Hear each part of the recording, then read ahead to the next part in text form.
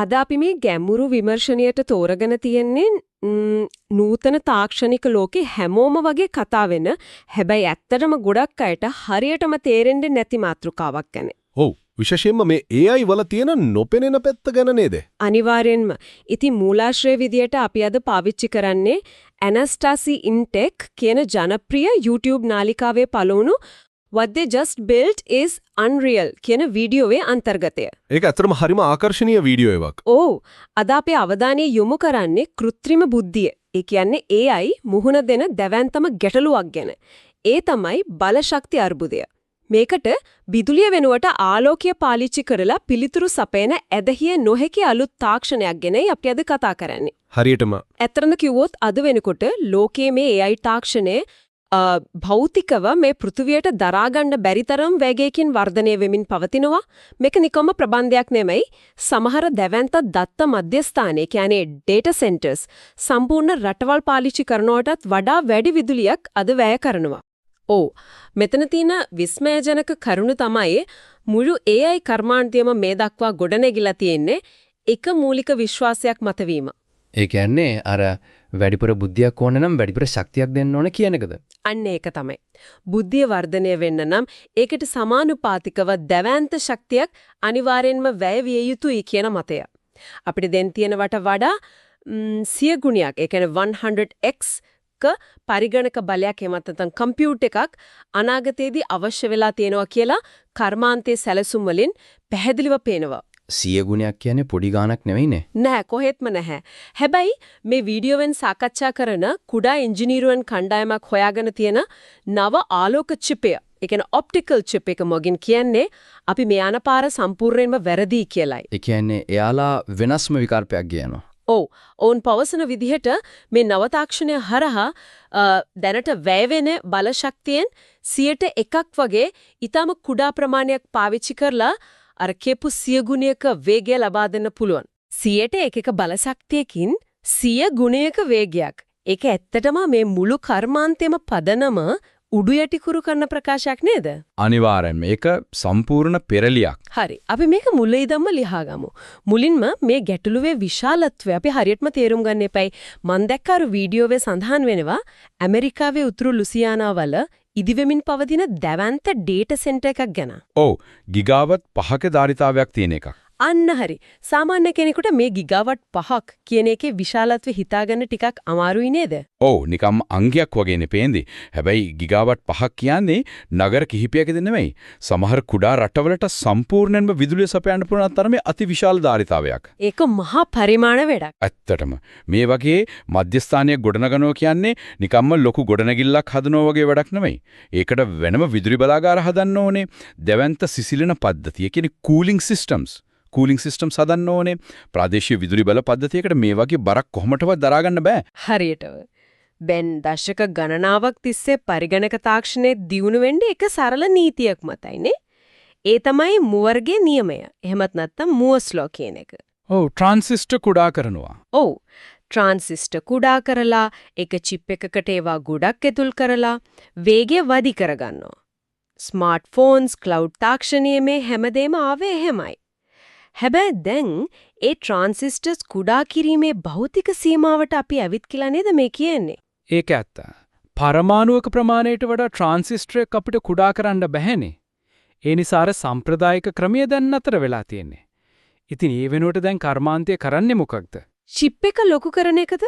ඔව් චිප් එක විශාල කරනවා. චිප් එක මත එක තියලා බද්ධ කරනවා. ඒ කියන්නේ භෞතික විද්‍යාවෙන් ඇතුළාන්ත විසඳුම් හොයන වෙනුවට මේ යන්ත්‍රය තවත් විශාල කිරීමෙන් වේගය ගන්නයි උත්සාහ කරන්නේ. තේරුණා. එතනදී මතුවෙන ප්‍රධාන ගැටලුම වෙන්නේ පරිගණක බලයේ මදිවීම නෙවෙයි, නියම බාධකයේ වෙන්නේ එක්මෙහෙයුමක් සඳහා වැය වෙන ශක්ති ප්‍රමාණය. එහෙමත් නැත්නම් එනර්ජි per operation කියන සාධකයයි. මට එකක් තවදුරටත් පැහැදිලි කරන්න පුළුවන්ද? විශේෂයෙන්ම මේ අලුත් AI මාදලි එක්ක මේක කොහොමද සම්බන්ධ වෙන්නේ කියලා. අර වීඩියෝ එකේ ඒජන්ටික් AI කියලා වචනයක් පාවිච්චි කරනවා මම දැක්කා. පැහැදිලිවම. මෙහෙමයි සාමාන්‍ය AI එකක් කියන්නේ අපි ප්‍රශ්නයක් ඇහුවාම උත්තරයක් දෙන එකක්නේ. හරියට ChatGPT වගේ. හැබැයි ඒජන්ටික් AI කියන්නේ ඊට වඩා ගොඩක් සංකීර්ණ දෙයක්. ඒ කියන්නේ යාලට තනියම වැඩ කරන්න පුළුවන්? ඕ මේවාට පුළුවන් ස්වයංක්‍රීයව තීරණ ගන්න, තර්ක කරන්න, ඒ කියන්නේ රීසනින් හැකියාව තියෙනවා. සහ පියවරෙන් පියවර වැඩසටහන් ක්‍රියාත්මක කරන්න පුළුවන්. උදාහරණයක් විදිහට නිකම්ම ඊමේල් එකක් ලියලා දෙනවට වඩා ඔබේ ගිණුමට ලොග් වෙලා අදාළ අයට ඊමේල් යවලා ඒවට එන ප්‍රතිචාර බලලා ඊළඟ තීරණය ගන්න පුළුවන් AI එකක් ගැන හිතන්න. ඒක නම් හිතා ගන්න තමාරුයි ලොකු ක්‍රියාවලියක් නේ. අන්න ඒකයි. මේ වගේ තර්කණය පාවිච්චි කරන මාදිලි වලට ගිය අවුරුද්දේ අපි හිතුවට වඩා 100 ගුණයක බලයක්, ඒ කියන්නේ 100x බලයක් අවශ්‍ය වෙලා තියෙනවා. 100 ගුණයක්. ඒ කියන්නේ අපි දැනට පාවිච්චි කරන සිලිකන් ක්‍රමවේදයේම පාවිච්චි කරලා මේ වේගය ගන්න හැදුවොත් ලොකු ප්‍රශ්නයක් වෙයි නේද? ලොකුම ප්‍රශ්නයක්. අපි හිතමු වොට් 700ක් වැය වෙන සාමාන්‍ය Nvidia GPU එකක් අරගෙන තාක්ෂණයේ මූලික ක්‍රමවේදය වෙනස් කරන්නේ නැතුව ඒක 100 ගුණයක් වේගවත් කරන්න හැදුවොත් මොකද වෙන්නේ කියලා. මොකද වෙන්නේ? ප්‍රතිඵලය වෙන්නේ වොට් 80000ක් වැය කරන යන්ත්‍රයක් නිර්මාණය වෙන එක. ඒ කියන්නේ ඒක ක්‍රියාත්මක කරපු සැනින් උෂ්ණත්වයට දරා ගන්න බැරුව අනිවාර්යයෙන්ම උණු වෙලා යනවා. ක්‍රියාත්මක කරපු ගමන් දිය වෙලා යයි. හරියටම. ඒ කියන්නේ අපි මේ යන විදිහට තවත් ඉදිරියට යන්න බෑ කියන එකයි. ඒකනම් හිතාගන්නත් බියකරු තත්ත්වයක්. එතකොට මේ තරම් බලශක්තියක් නාස්ති වෙන්නේ හරියටම කොතනද? වීඩියෝවේ පැහැදිලි කරන විදිහට මේකට උත්තරේ හොයන්න නම් අපි AI වල ප්‍රධානතම කාර්යය දිහා බලන්න ඕනේ. ඒ තමයි න්‍යාස ගුණ කිරීම. එහෙමත් නැත්නම් මැට්‍රික්ස් මල්ටිප්ලිකේෂන් කියන්නේ. ඔව්. ඒක හරිම වැදගත් තැනක්. සාමාන්‍ය පරිගණක චිපයක් ඇතුලේ වැඩියෙන්ම බලශක්තියක් නාස්ති වෙන්නේ ගණනය කිරීම වලටම නෙවෙයි. එහෙනම් මොකටද? මතකය, ඒ කියන්නේ මෙමරි එකේ ඉඳන් ප්‍රොසෙසරයට දත්ත එහා මෙහා ගෙනියනයි ලොකුම ශක්තිය කියන්නේ. ඒ කියන්නේ හරියට කැම හදන්න කුසියේ ඉන්න කෙනෙක් එක ලුණු ගෙඩියක් ගෙන්න කඩේට ගිහින් එවිල්ලා ආයෙත් මිරිස් කරලක් ගෙන්න ආයෙත් කඩේට යනවා වගේ වැඩක්ද මේ සිලිකන් චිප් ඇතුලේ වෙන්නේ? අන්න ඒ වගේම තමයි. ඒක මාර විදිහට බලශක්තිය නාස්ති වෙන වැඩක්. ඒ දත්ත ප්‍රවාහණයට තමයි මේ තරම් ලොකුම ශක්තිය කියන්නේ. ඒකෙන් මේකට 1980 ගණන් වල විසඳුමක් ගෙනාවා සිස්ටොලික් ඇරේස් කියලා. සිස්ටොලික් ඇරේස්. ඒකෙන් මොකද්ද කරන්නේ? මේකෙදි කරන්නේ දත්ත නිතරම එහා මෙහා ගෙනියනව වෙනුවට එකපාරක් දත්ත ඇතුල් කරලා ඒක එක පෙළට තියෙන ගණනය කිරීමේ ඒකක හරහා යවන එකයි. හරියට කර්මාන්ත ශාලාවක එක දිගට වැඩ කරන ඇසෙම්බලි ලයින් එකක් වගේ. එතකොට අර එහාට මෙහාට යන කාලය ඉතිරි වෙනවා. ඕ මේ අදහස ගොඩක් කාලයක් අමතක වෙලා තිබිලා 2014 දී Google ආයතනය ඔවුන්ගේ TPU ඒ කියන්නේ Tensor Processing Unit හරහා නැවතත් කරලියට ගෙනාවා. ඒකේ කාලේ ගොඩක් සාර්ථක වුණා. එතකොට ඒකෙන් අර බලශක්ති ප්‍රශ්නේ විසඳුනේ නැද්ද? తాවකාලිකව විසඳුණා. හැබැයි ඒ ඩිජිටල් ක්‍රමේත් සීමාවක් තියෙනවා. මේ අරේක විශාල වෙනකොට ඒ ගණනය කරන ඒකක ඇතුළේම දවන්ත උෂ්ණත්වයක් සහ බලශක්ති අවශ්‍යතාවයක් නිර්මාණය වෙනවා. ඒ කියන්නේ ඇතුළෙන්ම රත් වෙන්න ගන්නවා. ඔව්. පාලනය කරන්න බැරි විදිහට රස්නය වැඩි වෙලා කාර්යක්ෂමතාවේ නැවතිලා යනවා. භෞතික සීමාවට එනවා. නේ පැත්තටත් හැරුණා කියලා වීඩියෝ එකේ කියනවා. ඇත්තටම ඇයි ඒගොල්ලෝ ඇනලොග් පැත්තට ගියේ? ඒකට හේතුව තමයි ඇනලොග් පද්ධති කියන්නේ භෞතික පද්ධති හරහා ගණනය කිරීම කරන ක්‍රමයක්. අර කලින් කිව්වා මැට්‍රික්ස් මල්ටිප්ලිකේෂන් කියන්නේත් ඒ වගේ රේඛීය ක්‍රියාවලියක් නේ. ඔව්. ඇනලොග් ක්‍රමේදී පරිපතය ඇතුලේ ඩිජිටල් වගේ බිඳුව සහ 1. ඒ කියන්නේ 0 සහ 1 විදිහට විදුලිය ක්‍රියාත්මක වීම හෝ විසන්ධි වීම සිද්ධ වෙන්නේ නැහැ. මේවා එක දිගට ගලාගෙන යන ගමන් නිහඬවම ගණනය කිරීම කරනවා. ඒ කියන්නේ ටොගල් වෙන්නේ නැහැ. හරියටම. ඒ නිසා මුළු කර්මාන්තයම හිතුවා මේක තමයි ඊළඟ උත්තරය කියලා. හැබැයි ඒක අසාර්ථක වුණා නේද? ඒයි ගණිතමය වශයෙන් ඒක හරිනම් ප්‍රායෝගිකව මොකද්ද වුණ වැරද්ද? වැරද්ද වුණේ භාවිතා කරපු මාධ්‍යයේ. ගණිතය හරි. හැබැයි මේකට පාවිච්චි කළේ සාම්ප්‍රදායික ඉලෙක්ට්‍රොනික උපාංග. ඒ කියන්නේ රෙසිස්ටර්ස් සහ දාරිත්‍රික. ඉතින් ඒ වගේ මොකද්ද තියෙන ප්‍රශ්නේ? මේව හරහා විදුලිය යද්දී ආරෝපණය වෙන්න සහ විසර්ජනය වෙන්න. ඒ කියන්නේ charge සහ discharge වෙන්න යම් කාලයක් යනවා. ඒ නිසා සංඥා ප්‍රමාද වීම ඇති වුණා. ඒ වගේම ඉලෙක්ට්‍රෝන ගමන් කරද්දී ഘോഷාව හෙවත් noise එක වැඩි වුණා. එතකොට පද්ධතිය ලොකු වෙනකොට? ඔව්. පද්ධතිය විශාල වෙනකොට මේ ප්‍රමාද වීම එකතු වෙලා මුළු ක්‍රියාවලියම අසාර්ථක වුණා. දෝෂ වැඩි වුණා. තේරුණා. ඒ කියන්නේ ඉලෙක්ට්‍රෝන වලින් මේක කරන්න බැරි නම් ඇයි අපි වෙන විකල්පයකට නොයන්නේ? ආලෝකය වගේ දෙයක් පාවිච්චි කරන්න බැරිද කියලා කෙනෙකුට හිතෙන්න පුළුවන්. අන්න ඒක තමයි දශක ගණනාවක හීනය වුණේ. ඔප්ටිකල් කම්පියුටිං එහෙමත් නැත්නම් ආලෝකය මගින් පරිගණක ක්‍රියාවලිය කිරීම කියන්නේ අලුත් අදහසක් නෙවෙයි. ආලෝකයට තියෙන ලොකුම වාසිය මොකක්ද දන්නවද? ප්‍රතිරෝධයක් නැති එක නේද? හරියටම. ඒකට කිසිම ප්‍රතිරෝධයක් නැහැ. ක්ෂණිකව ගමන් කරනවා. ඉලෙක්ට්‍රෝන වගේ රත් වීමකුත් නැහැ. හැබැයි ඉතින් ඒකෙත් ලොකු ප්‍රායෝගික ගැටලුවක් තිබුණා ඒ කාලේ. ඔව්. සාමාන්‍යයෙන් ආලෝකය පාලනය කරන උපාංග ගොඩක් විශාලයි නේද? ඔව් සම්ප්‍රදායික දෘශ්‍ය ට්‍රාන්සිස්ටරයක් ඒ කියන්නේ ආලෝකයෙන් වැඩ කරන ට්‍රාන්සිස්ටරයක් මිලිමීටර් 5ක් විතර විශාලයි. අද අපි පාවිච්චි කරන සිලිකන් ට්‍රාන්සිස්ටර් නැනෝමීටර් කීපයක් විතරයිනේ. මිලිමීටර් 5ක් කියන්නේ මේ ක්ෂේත්‍රයේ හැටියට දැවැන්තයි. අහසේද පොළොව වගේ තමයි. ඉතින් මිලිමීටර් 5ක උපාංග පාවිච්චි කරොත් අපිට සිද්ධ වෙන්නේ පාපන්දු පිටියක් තරම් ලොකු චිප් එකක් හදන්න. ඒ නිසාම තමයි ආලෝක පරිගණක කියන එක හීනයක්ම වෙලා තිබුණේ මෙච්චර කල්. මෙතන තමයි කතාවේ ඇත්තටම රසවත් වෙන්නේ. මේ හැමදේම වෙනස් කරන විදිහේ පෙරලියක් දැන් සිද්ධ වෙලා තියෙනවා කියලා මේ වීඩියෝවෙන් අපිට හෙළි කරනවා. ඒ තමයි ඇමරිකාවේ ටෙක්සස් වල තියෙන නියුරෝෆොස් කියන ආරම්භක සමාගමේ නවතම නිපැයුම. ඔව් නියුරෝෆොස්. මේ සමාගමට බිල් ගේට්ස්, ජෙෆ් බෙජෝස් සහ මයිකල් බ්ලූම්බර්ග් වගේ ලෝකයේ දැවැන්තයෝ ආයෝජනය කරලා තියෙනවා කියන එකෙන්ම තේරෙනවා මේක නිකම සෙල්ලමක් නෙවෙයි කියලා. ඔවුන් කරලා තියෙන්නේ සාම්ප්‍රදායික GPU අයින් කරලා දාන එක නෙවෙයි නේද? නෑ. ඔවුන් කරලා තියෙන්නේ සම්පූර්ණයෙන්ම අලුත් GPU එකක් හදනවා වෙනුවට දැනට තියෙන GPU එකටම සම්බන්ධ කරන්න පුළුවන් රතු පාටින් දිලිසෙන කුඩා ආලෝක පරිගණක මොඩියුලයක් නිර්මාණය කරපු එකයි. ඒක දැනට තියෙන එකටම ප්ලග් කරන්න පුළුවන්. ඔව්. මේක ක්‍රියාත්මක වෙන තාක්ෂණය හරිම අපූර්වයි. මේකට කියන්නේ සක්‍රීය මෙටා මතු පිට, එහෙමත් නැත්නම් ඇක්ටිව් මෙටා සර්ෆේසස් කියලා. Active Meta සර්ෆේසස්. ඒ කියන්නේ මොකද්ද? ඒක හරියට කියන්නේ LCD තිරයක් වගේ එකක්ද? ඊට වඩා ගොඩක් වෙනස්. මේක හරියට ඊටාම තුනී වීදුරුවක් හෝ කැඩපතක් වගේ දෙයක් කියලා හිතන්න.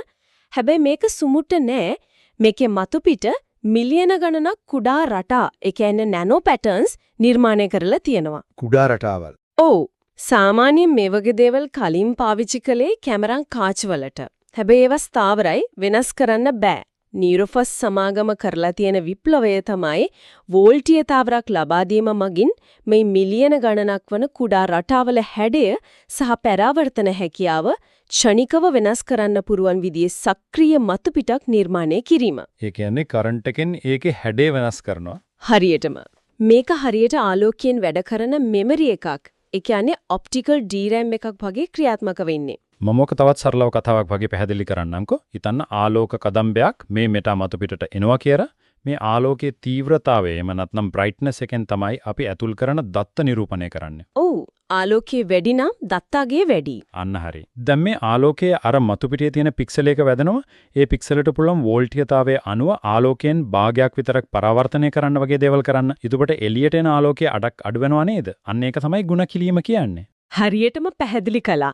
ආලෝකයේ තීව්‍රතාවය සහ පික්සලයේ පරාවර්තන හැකියාව භෞතිකවම එකතු වෙලා ක්ෂණිකවම ගණිතමය ක්‍රියාවලිය සිද්ධ වෙනවා.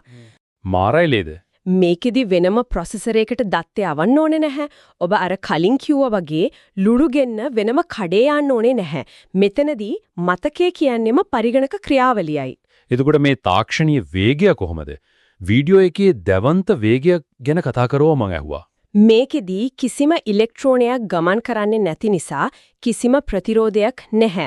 ඒ නිසා මේ චිප් එකේ කෝර්ස් ගිගාහර්ට්ස් 56ක, ඒ කියන්නේ 56 ගිගාහර්ට්ස් වේගයකින් ක්‍රියාත්මක වෙනවා කියලා ඔවුන් කියනවා. 56 ගිගාහර්ට්ස්. ඔව්. සාමාන්‍ය සිලිකන් චිප් වලට මේ වේගයට කිට්ටු වෙන්නවත් බෑ. 56 ගිගාහර්ට්ස් කියන්නේ ඇත්තටම අතිවිශාල වේගයක්. හැබැයි සාමාන්‍ය කෙනෙකුට ඕක තේරුම් ගන්න පුරව විදිහට දත්ත සංසන්දනය කරලා බැලුවොත් අර POPS කියලා මිනුමෙන් මම දැක්ක මේක සංසන්දනය කරනවා. මොකද්ද මේ POPS කියන්නේ? POPS කියන්නේ Peta Operations per Second කියන එකයි. මෙතන peta එකක් කියන්නේ මිලියන බිලියනයක්. මිලියන බිලියනයක් කියන්නේ එකට පස්සේ බිංදු 15ක්. හරියටම.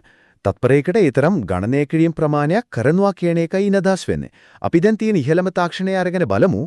Nvidia සමාගමේ නවතම Blackwell GPU එක වොට් 1000ක් විතර වැය කරලා තත්පරයකට මෙහියුම් 9 POPs ප්‍රමාණයක් ලබා දෙනවා. ඒ කියන්නේ වොට් 1000කට 9 POPs. එතකොට මේ අලුත් නියුරෝෆොස් චිපය. නියුරෝෆොස් සමාගමේ නව චිපේ ඉලක්ක කරන්නේ වොට් 675කින් මෙහියුම් 235 POPs ප්‍රමාණයක් ලබා දෙන්නයි. දෙයියනේ 9 ඉඳන් 235ට. ඒ වගේම බලශක්තියත් වොට් 10 ඉඳන් 675ට අඩු වෙලා ඒ කියන්නේ ආසන්න වශයෙන් 30 ගුණයකටත් වඩා වැඩි කාර්යක්ෂමතාවයක් නේද මේ පෙන්눔 කරන්නේ. ඔව් අතිවිශාල පැනීමක්. මේක පද්ධතියක් විදිහට එකතු කරාම එක කුඩා ටැටියකින් මුළු GPU රාක්කයකම බලය ගන්න පුළුවන් වෙනවා කියලායි මේ වීඩියෝවෙන් පෙන්වා දෙන්නේ. මේක ඇත්තටම සිද්ධ වෙනවා නම් මේක ලෝකේ ලොකුව විප්‍රවය වේවි නේද? අන්න එතනදී තමයි අපි මේක වඩාත් පුළුල් රාමුවකට, ඒ කියන්නේ ප්‍රායෝගික ලෝකයට සම්බන්ධ කරන්න බලන්න ඕනේ. තාක්ෂණයක් විද්‍යාගාරයක් ඇතුලේ සාර්ථක වුණාට මදි. මේ ජයග්‍රහණය තීරණය වෙන්නේ හුදෙක් භෞතික විද්‍යාව මතම පමණක් නෙවෙයි. මේවා නිෂ්පාදනය කරන්න ඕනේ. ඒක ඇත්ත. ෆැක්ටරි වල හදාන්න ඕනේ. වාසනාවකට මේ චිප් නිෂ්පාදනය කරන්න සැලසුම් කරලා තියෙන්නේ TSMC වගේ දැනට පවතින සම්මත සිලිකන් කර්මාන්ත ශාලාවලමයි. ඒ කියන්නේ මේකට වෙනම අලුත් කර්මාන්ත ශාලා හදන්න ඕනේ නෑ. ඒක සපියුම් ජාලයට ලොකු පහසුවක් නේ. ඔව් ඒක ලොකු පහසුවක් තමයි. නමුත් මහා පරිමාණයෙන් මේවා නිපදවනකොට ප්‍රායෝගික අභියෝග අනිවාර්යයෙන්ම මතුවෙනවා. මොන වගේ අභියෝගද? මිලියන ගණනක් මේ මිටා මතු පිටව නිෂ්පාදනය කරනකොට ඇතිවෙන දෝෂ කොහොමද පාලනය කරන්නේ? ඒ වගේම උෂ්ණත්ව ස්ථායීතාවය, කියන්නේ ටෙම්පරේචර් ස්ටෙබිලිටි වගේ ප්‍රශ්න වලට මුහුණ දෙන්න සිද්ධ වෙනවා. තාක්ෂණය කොතරම් විශිෂ්ට වුණත් මහා පරිමාණ නිෂ්පාදනයට යනකොට තමයි නියම අභියෝගය පටන් ගන්නෙ. ඒ වගේම තමයි තරංගකාරීත්වය ගැනත් අපි හිතන්න එපැයි. දැන් Nvidia සමාගම කියන්නේ නිකම්ම හાર્ඩ්වෙයාර් හදන තැනක් නෙවෙයිනේ. ඔවුන්ට දශක ගණනාවක් තිස්සේ ගොඩනගෙපු දැලන්ත මෘදුකාංග පදනමක් තියෙනව නේද? හරියටම. Nvidia වල සාර්ථකත්වයේ ප්‍රධාන රහස තියෙන්නේ ඌන්ගේ කූඩා වගේ මෘදුකාංග පරිසර පද්ධතිය ඇතුලේ. ලෝකේ ඉන්න AI මෘදුකාංග ඉංජිනේරුවන් මිලියන ගණනක් පුරුදු වෙලා ඉන්නේ මේ Nvidia රාමු සහ කම්පයිලර්ස් ඇතුලේ වැඩ කරන්නේ. ඒක ලේසියෙන් අතාරින එකක් නෑ. නෑ. අලුත් සමාගමක් කොච්චර වේගවත් චිප් එකක් හැදුවත් මේ මෘදුකාංග පරිසරය එකපාරට වෙනස් කරන එක ලේසි නෑ. ඒක හරියට අලුත් භාෂාවක් මුළු ලෝකයටම උගන්වනවා වගේ අමාරු වැඩක්. ඒ වගේම නියුරෝෆෝස් සමාගම මේවා වෙළඳපොළට ගෙනෙන්න ඉලක්ක කරන්නේ 2028 විතර වෙනකොට ඒ කාලේ ඇතරතේ Nvidia නිහඬව නිදාගෙන ඉන්නේ නෑනේ. ඔවුන්ගේ මීළඟ පරම්පරාවේ රුබින් GPU වගේ දේවල් හරහා ඔවුන් තවත් ඉදිරියට යාවි. ඉතින් මේ ආරම්භක සමාගමට භෞතික විද්‍යාවෙන් විතරක් නෙවෙයි මෘදුකාංග සහ වෙළඳපොළ බලය පැත්තෙනුත් මේ දැවැන්ට එක්ක ලොකු සටනක් දෙන්න සිද්ධ වෙනවා. අනිවාර්යෙන්ම. ඉතින් මේ හැමදේම අපි කල්පනා කරන්න ඕනේ අන්තිමට මේකේ අර්ථය මොකක්ද කියන එකයි. අපි හිතලා බැලුවොත් මේ තාක්ෂණය සාර්ථක වුණොත් අපේ එදිනදා ජීවිතයට කොහොම බලපයිද කියලා.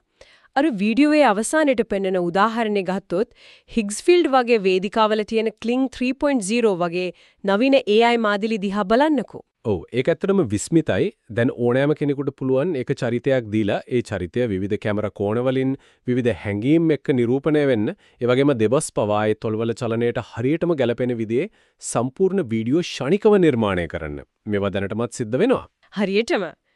දැන් හිතද මේ දේවල් දැනට කරන්නේ අතිවිශාල බලශක්තියක් වැය වෙන ගිගාවට් ගණන් විදුලිය උරා බොන පරිගණක පද්ධති හරහානේ. හැබැයි අපි අද කතා කරපු මේ ආලෝක තාක්ෂණයේ සාර්ථක වුණොත් පරිගණක ශක්තිය සඳහා යන වියදම සහ බලශක්තිය තවදුරටත් බාධාවක් වෙන්නේ නැහැ නේද? කිසිසේත්ම නැහැ. ඒ කියන්නේ AI තාක්ෂණයේ භාවිතා කර හැකි කාටද ඒක කොතරම් වේගෙන් වර්ධනය වේද කියන එක මුළුමනින්ම වෙනස් වෙනවා. අද දැවන්ත සමාගම් වලට විතරක් සීමා වෙලා තියෙන මේ බලය සාමාන්‍ය මිනිස්සුන්ගේ අතටත් ඊටාම අඩු මුදලකට එන්න පුරුවන්. ඔව් ප්‍රවේශය ගොඩක් ලේසි වෙනවා. බලශක්තිය කියන සීමාව ඉවත් වුනම AI වලට යා හැකි දුර සිතා ගන්නවත් බැරි තරම්. මෙතනදී තමයි අපිට හිතන්න යමක් ඉතිරි වෙන්නේ. මේකෙන් හරිම වැදගත් ඒ වගේම තරමක් ප්‍රකෝපකාරී ප්‍රශ්නයක් මතුවෙනවා. අද ලෝකේ බොහෝ දෙනෙක් දැනටමත් AI වල තියෙන මේ අසීමිත වර්ධන වේගය ගැන ලොකු බියකින් පසු වෙන්නේ. ඔව් ඒක නිතරම කතා වෙන මාතෘකාවක්. අපිට නොපෙනුනාට දැනට AI වල වේගය පාලනය කරන එක ටිකක් හරි තිරිංග ගහලා තියාගෙන ඉන්න එකම ස්වාභාවික බාධකය වෙන්නේ මේ බලශක්ති සීමාවයි. ඩේටා සෙන්ටර්ස් වලට විදුලි ලබා දීම සීමාව නිසා තමයි AI තවමත් පාලනයක් ඇතුව තියෙන්නේ. ඒක හරිම ගැඹුරු කාරණාවක්. ඇත්තටම අපි ඒ ගැන එහෙම හිතලා නැහැ. හැබැයි ආලෝකය මගින් ක්‍රියාත්මක වන නව තාක්ෂණීය හරහා ඒ පවතින එකම බාධකයක් ඉවත් කළහොත් කුමක් සිද්ධ වේද? කිසිදු භෞතික හෝ බලශක්ති සීමාවක් නොමැතිව අනන්තය දක්වා ශනිකව වර්ධනීය විය හැකි බුද්ධියක් සමග ගනුදෙනු කරන්න මානව වර්ගයා සැබවින්ම සූදානම්ද? මේක අපි හැමෝම ගැඹුරින් කල්පනා කර යුතු දෙයක්. ඇත්තටම මේ තාක්ෂණික පෙරළිය අපේ අනාගතය කොයි අතට ගෙන යාවිද කියලා අපි විමසිල්ලින් බලාගෙන ඉඳමු.